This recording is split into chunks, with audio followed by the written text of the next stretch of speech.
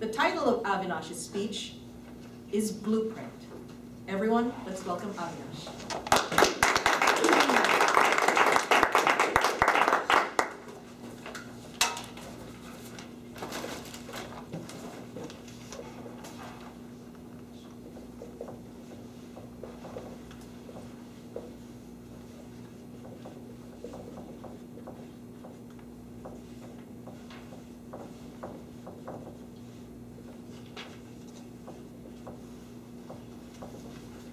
Good morning, everybody. Good morning. I was at the gym yesterday, and this was at 12:30 in the afternoon. Man, it was packed. It was so full that I had to park my car probably 2 streets down from the building.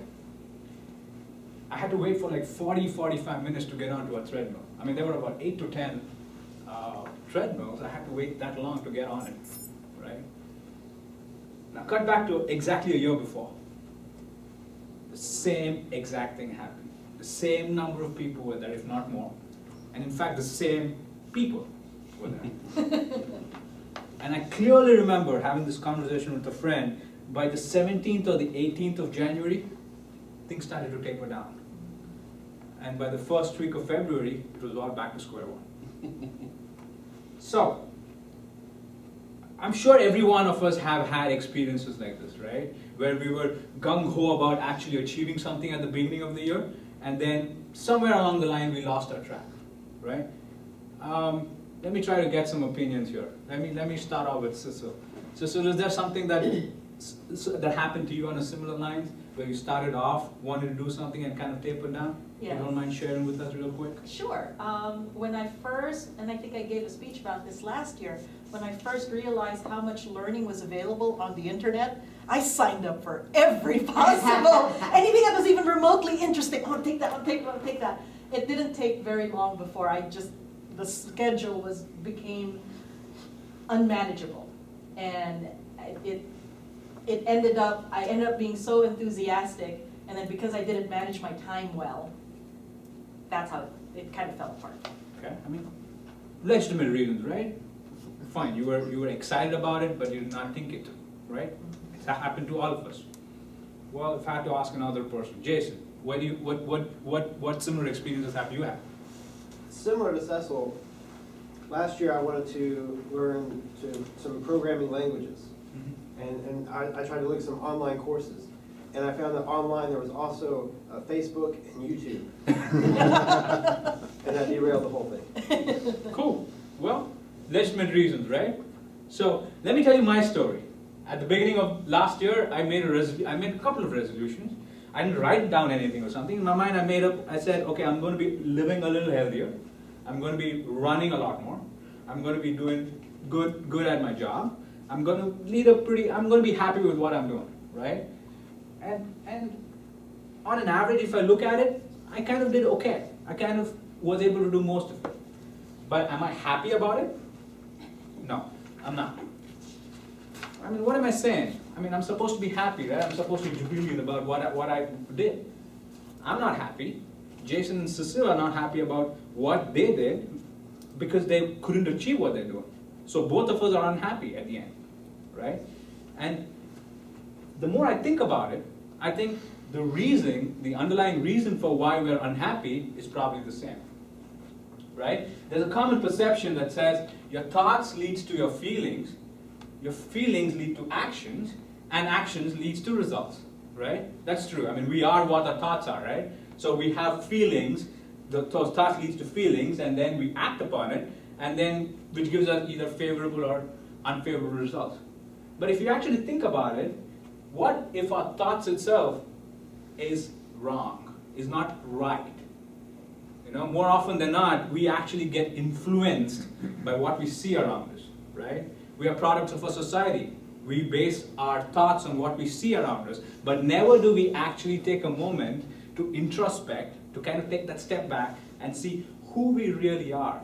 We never really take the chance or are not audacious enough to actually strip ourselves down to the very basics of who we truly are and see what do we really want. And I think somewhere, that's where I like to bring in the term called blueprint. That's where maybe we lack our blueprint. If the blueprint of your house is not right, if you do not have your kitchen at the right place in your blueprint, you cannot expect the kitchen to be at the right place when you actually build the house. You cannot at that point in time blame the architect who actually took some actions to bring in results of your blueprint, which to begin with itself was wrong. You cannot blame the engineer at that point in time who actually conceived the house based on the blueprint, because the blueprint itself was wrong. And when I mean blueprint, I don't really mean by just saying what is right or wrong, but just having that logical reasoning as to why certain things should be done.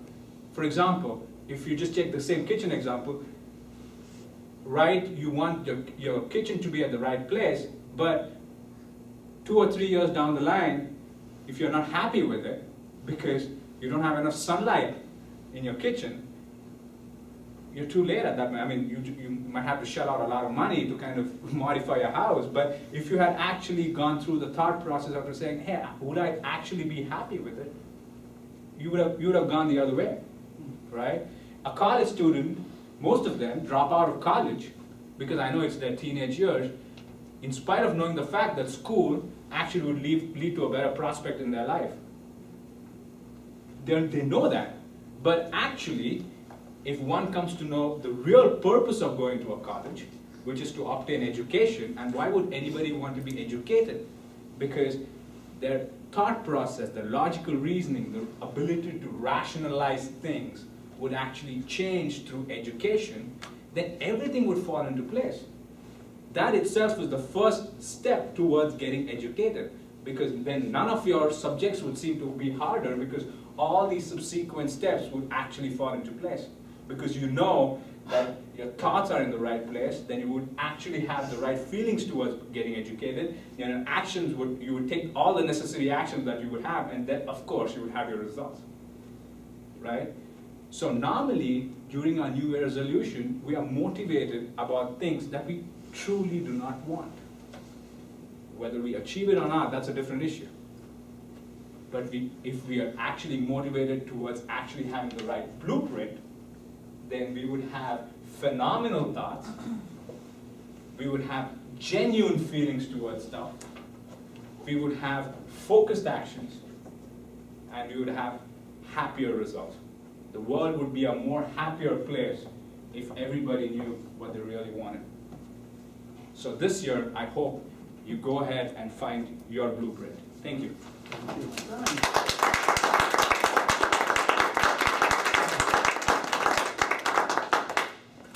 Thank you, Avinash. What a great speech on how important it is to reflect on your thoughts before we do something that would make us happy.